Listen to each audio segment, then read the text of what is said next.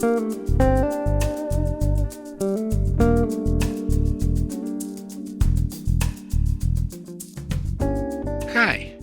you're listening to Light Lounge with Dimitri K, broadcasting around the world.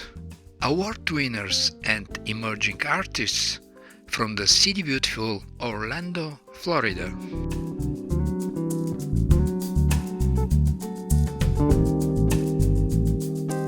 In one letter, dated April 8, 1781, Mozart refers to a sonata for violin and piano that he planned to perform the following day with a violinist named Brunetti, explaining that he composed the piece last night between 11 and 12.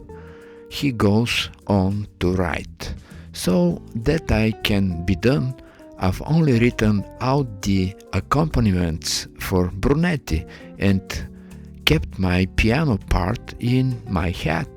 In other words, Brunetti would have a violin part and enough measures of the piano score in front of him to know where to enter, but Mozart would perform his entire part, which he'd conceived, remember, over the course of an hour 2 days earlier, without ever having seen it on a paper. I'm just reading a few paragraphs from a book called Declassified by the author Ariana Warshaw Fan Roach. Later on, the author continues, Mozart was either an alien being whose brain reacted extremely well to the Earth's atmosphere, or the real deal when it comes to music talent. Well, quite a good resolution from this author. I'm just wondering if Mozart had one of those softwares that can write and multiply musical scores in minutes, how many more symphonies and sonatas he would have left for us to enjoy. Whoa, whoa, yeah! And now from Canada, Patricia of the Mayfair Arrangements, also known as Artist by Genre, P. Wasi for Lo-Fi, and Patricia for Electro. Welcome to Light Lounge with Dimitri K. Patricia. Oh, it's a pleasure to be here. Thank you for having me. You're welcome, Patricia, listening to one of your latest releases called September.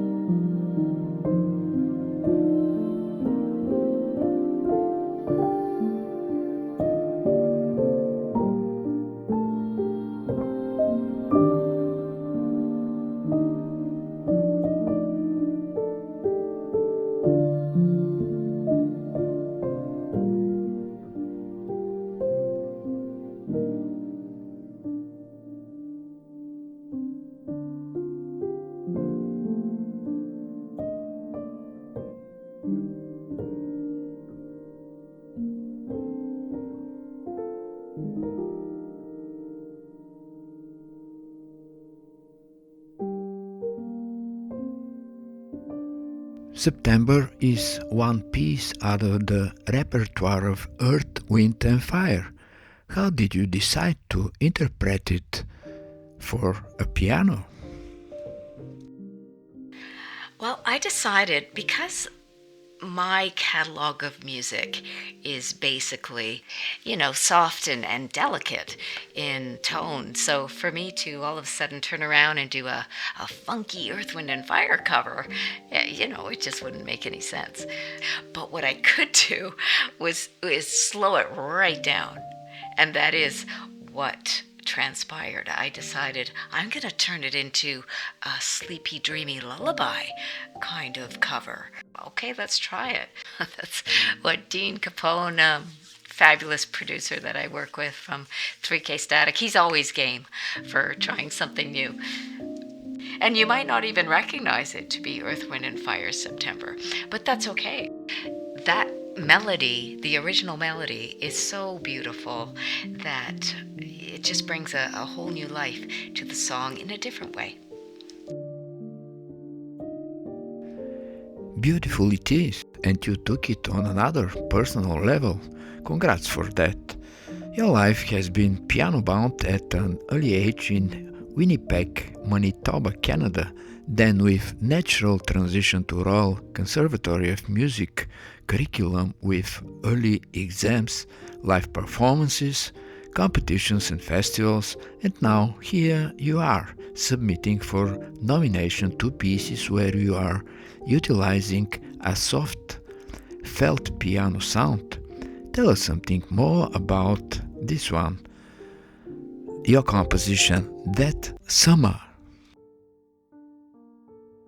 So I've been playing on a grand piano all my life, a baby grand. I'm still using the same piano that my parents had when I was growing up. Um, but then I heard felt piano, and it's a plug-in that you use that creates a lush, muted sound to the piano notes, and I fell in love with it, and I use it now on all of my releases. So that summer I wanted it to actually be like a soundtrack. We would have music to a story. And I was thinking, everyone's had some kind of a summer romance at some point in their life. And I thought, yeah, that could work because there's different stages that you go through, and the music could reflect those stages. And that's exactly what happens with that summer. At least that's what I try to reflect. So the first stage is getting to know someone, and the intro is, a soft, gentle melody. And from there, the relationship, well, it starts to intensify, and so does the music. We have the tempo keeps increasing and increasing as the relationships gets more frantic, and the dynamics, it gets louder and louder, and yeah, they can't keep their hands off each other. And it's right at that most frantic moment, at where it's most intense, that there are some synthesizer ambient sounds added to the track just for that added effect. And from that stage, it's a summer romance. They do have to come back down to reality at some point, and that's the next stage where they realize, oh my God, like, what's going to happen next? Like, are we going to be committed to each other, or what's going on? And the music is like that too. It's kind of questioning. There's trepidation in the music, and the final stage is that they realize, well, you know what? It was fun while it lasted, and the music does show that we are coming to a close on this little encounter. It is quite expressive. That summer would make a beautiful summer romance motion picture.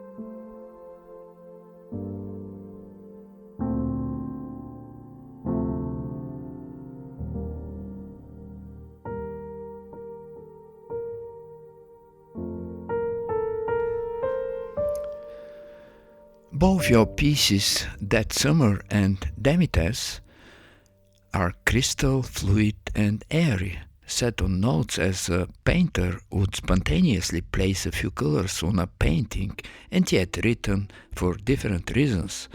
We heard the one for That Summer. Tell us something more about Demites. Oh, it's such a beautiful description. Thank you, Dimitri.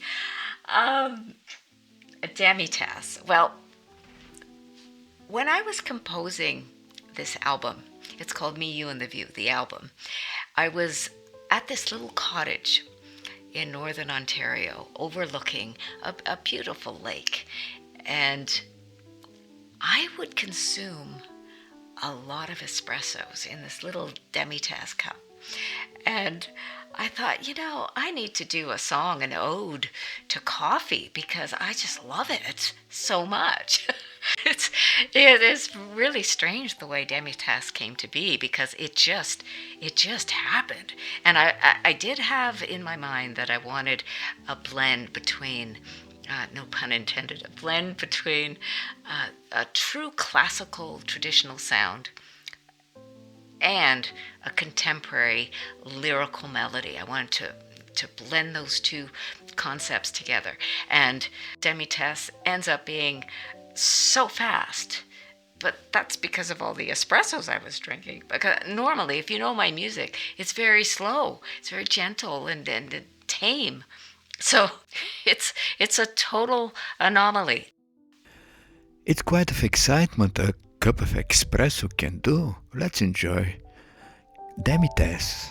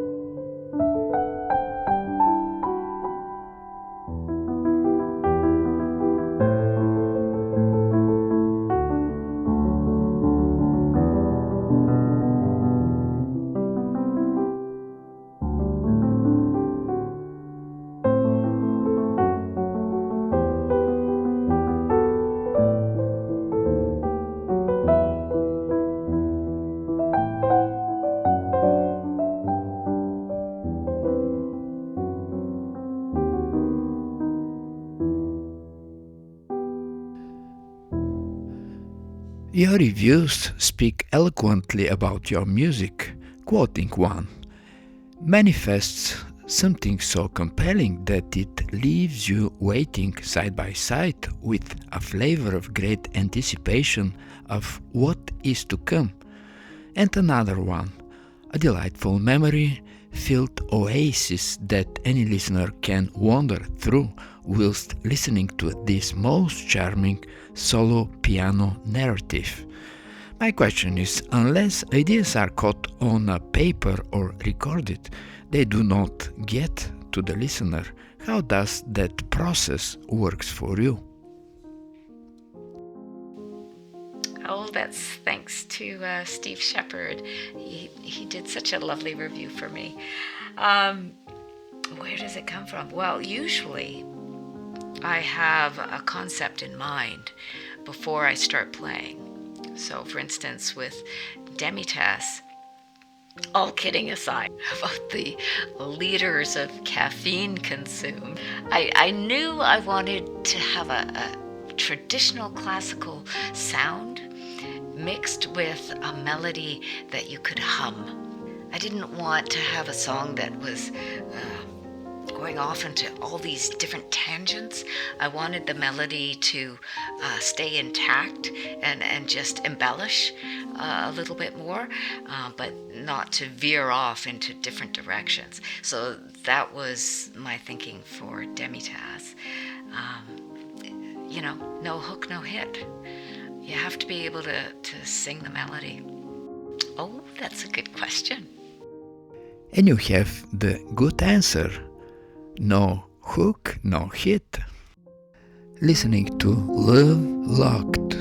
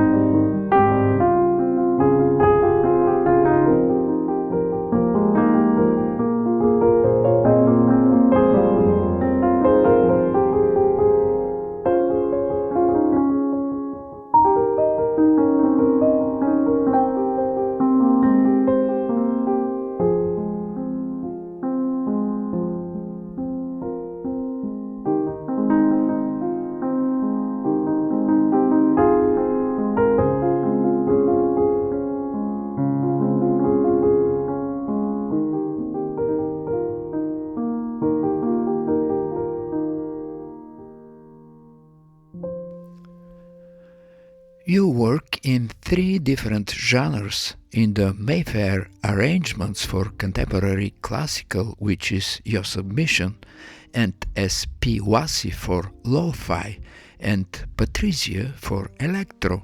How do those 3 complement each other?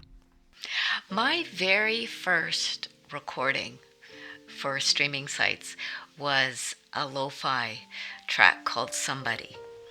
And what happened was I was starting to record on my own, but I hadn't distributed anything. And it was gentle, had a little bit of a jazzy feel, and that is what lo-fi is all about. It's hook after hook after hook of jazzy chords and gentle melodies put together with beats. And what happened, a friend of mine, their son, was creating lo-fi music in the basement, and he was looking for original material to add beats to. So I had this one song that I was holding on to, but I didn't know what to do with it really, because it was a mix. It was kind of jazzy, kind of neoclassical. I didn't know what to do with it. So I gave it to him, and he created this lo-fi song that now has some, I don't know, I haven't looked in a while, but like 800,000 streams. It's like, what? Like, how did that happen? So the connection between all of the genres that I work in is that I tend to do minor keys. I just gravitate to the minor keys. So my music always has sort of a sad underbelly to it, even though I'm not sad at all. I just love the sound of the minor keys. So all of my music across genres will be generally in a minor key. And I love the gentle, tranquil, peaceful melodies, and those can be translated into an electro mix with the right producer, into a lo-fi, or into neoclassical. 800,000 streams would be a magical number for many performers, but as you say, you never know from which basement the magic is going to come out.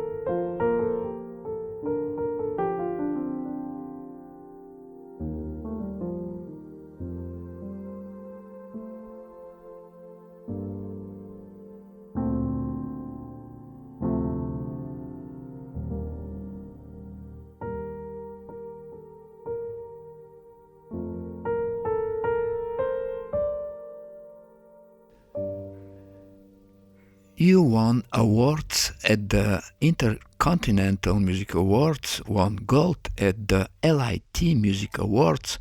Let's mention also Closine International Music Awards and the Global International Music Awards.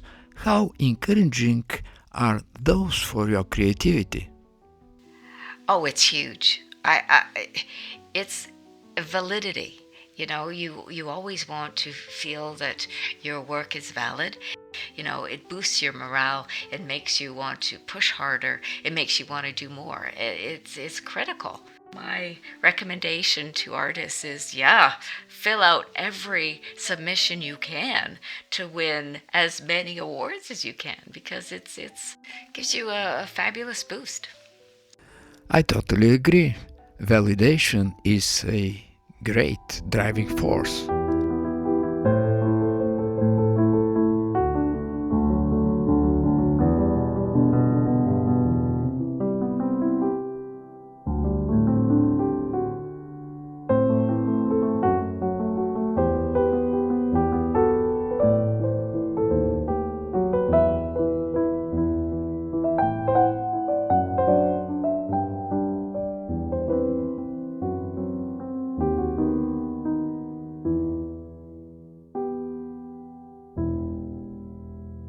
And now, from the listeners of Flight Launch with Dimitri K, let's wish Patricia success with her submission of That Summer and Demites, and for those interested to purchase your music, where it is available.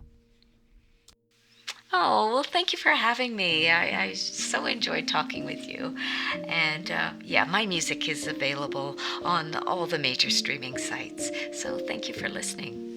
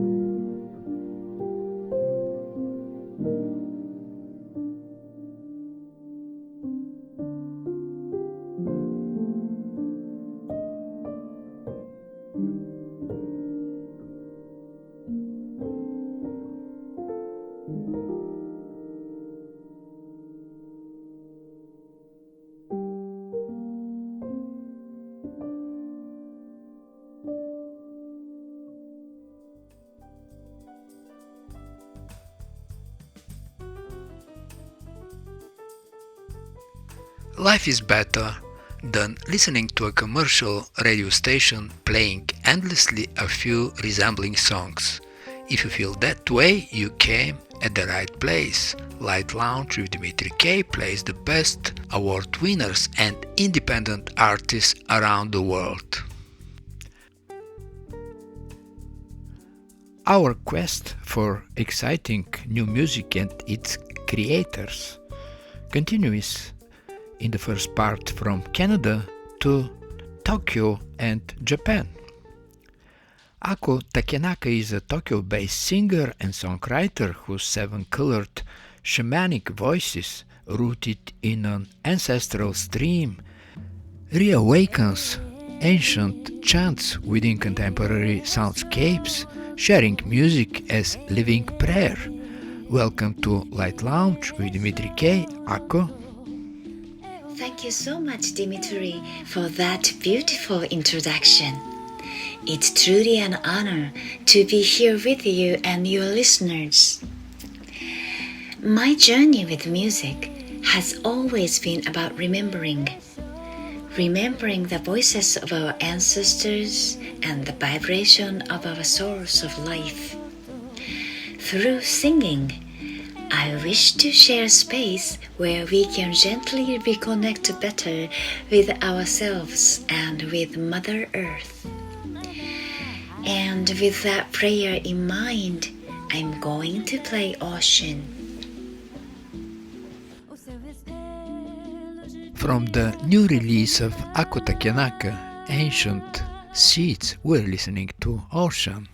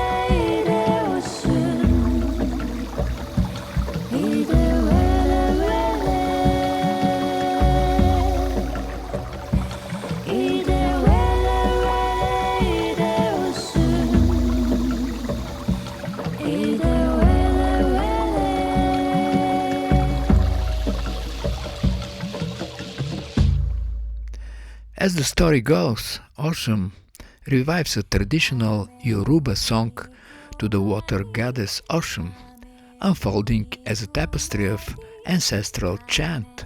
It is essentially prayer to water and humanity's ancient devotion that it continues to flow into the future. Yes, that's right. Thank you. This song has been carried through many generations, and it holds the energy of a time when people truly gave gratitude to water. It reminds us of the flowing power of water, its cleaning force, its shining reflections, and its fertile gift that nurtures all life. The more our hearts return to that feeling, the more water regains its true power, I believe. Although I'm Japanese, I feel a deep connection with the Yoruba people in how they named elements of nature as gods. That sensitivity is also very present in Japanese culture. Through ocean, I hope people in many places can begin to remember their own water deities as I did. This song is woven as a prayer that the water of the world may be cherished and stay beautiful, and that all beings may be protected and live in peace. Flowing power of energy coming from the ancestral times and flowing into the future. Now we are listening to Ame Kuni.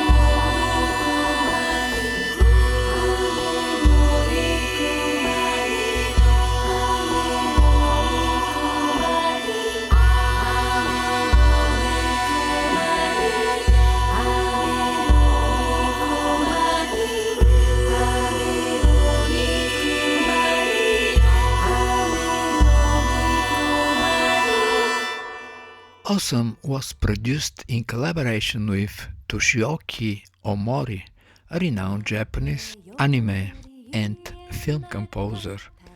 Tell us something more about this collaboration. Yes, he is often called a master composer in animation in Japan, and he is well known for such beautiful melodies. In this project, the base melody was already set. An ancient chant, often repeating. So there might have been certain limitations for him, but even within those frames, I could feel how his talent is shining everywhere in the arrangement and production, and I'm deeply grateful for that. He has this rare quality as if he can hear sounds from the unseen, unlistened world and bring them into reality. And he also knows so well how to keep the music flowing simply in repetition, yet in a way that feels enjoyable and alive throughout the piece. And this is what the audience is looking for, enjoyable and alive music. Listening to Tate Yorianaka.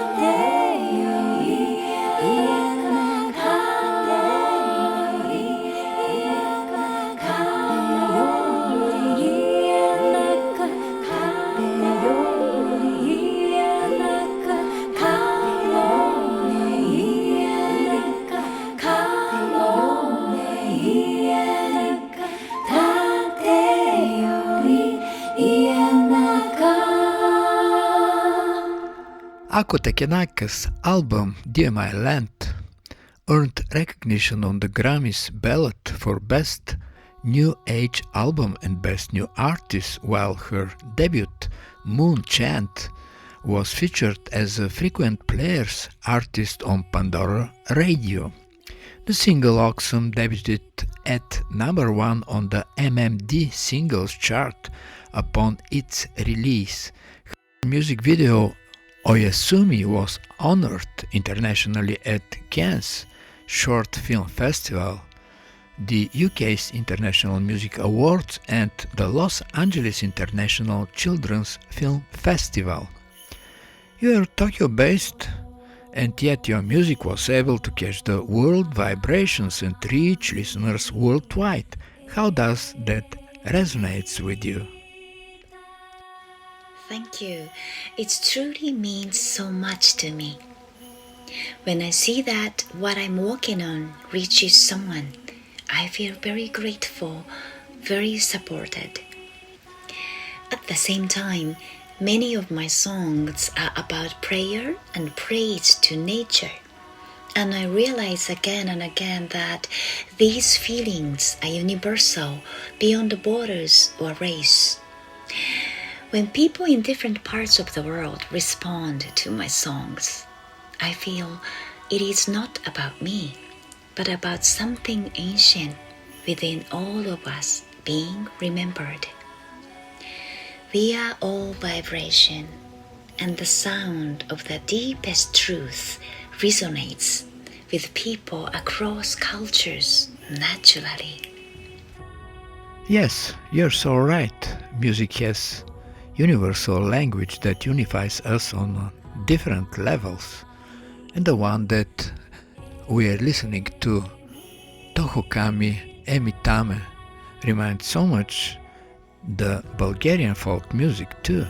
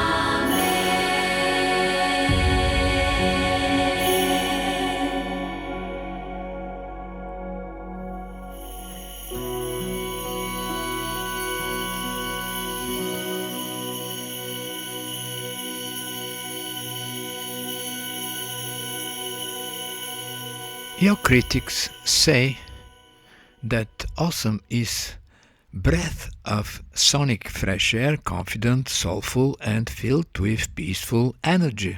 And that is so true, how much of the melody is coming from the source and how much from you, Aco. What is the balance? That is such a beautiful question, but also a difficult one to answer. I honestly don't know. Perhaps nothing really comes unless it is from the source. Even when I feel I've made something myself, if the melodies never grow old, the ones I truly feel are good, they are probably the ones that have simply come from the source through me. And from the source, we're listening to Om Mani Padme Hum. Om Mani Padme Hum, Om Mani Padme Hum, Om Mani Padme Hum.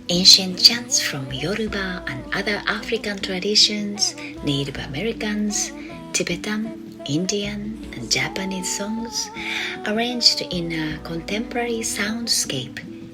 I would be so happy if you could check it out. Some of these songs are in danger of disappearing, and I feel it is important to keep singing them so that the wisdom within them can still be felt, shared, and brought into our lives today and into future.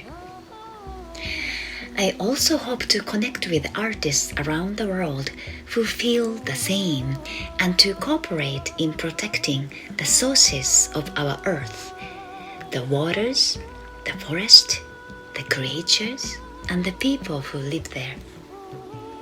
My wish is that these songs of prayer are not only sung, but that they can also help bring real change with us who live today.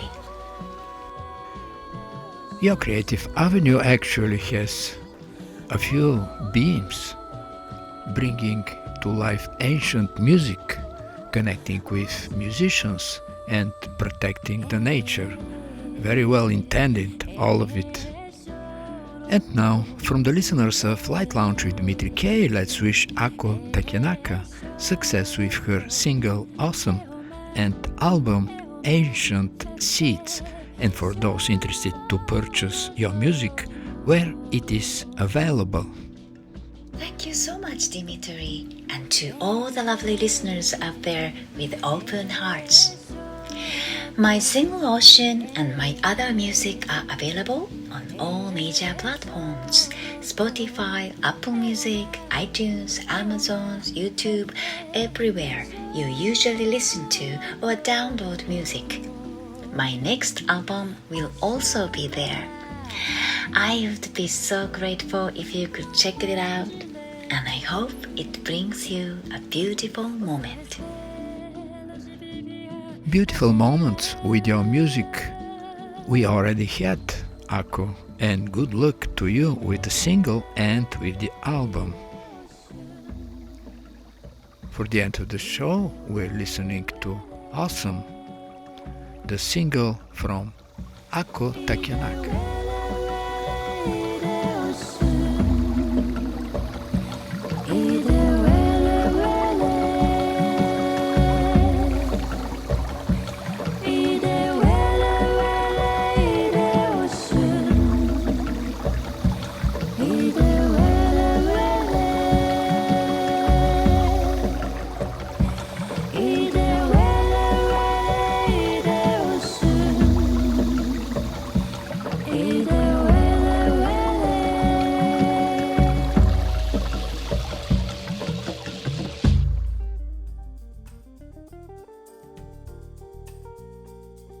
You're listening to Light Lounge with Dimitri K.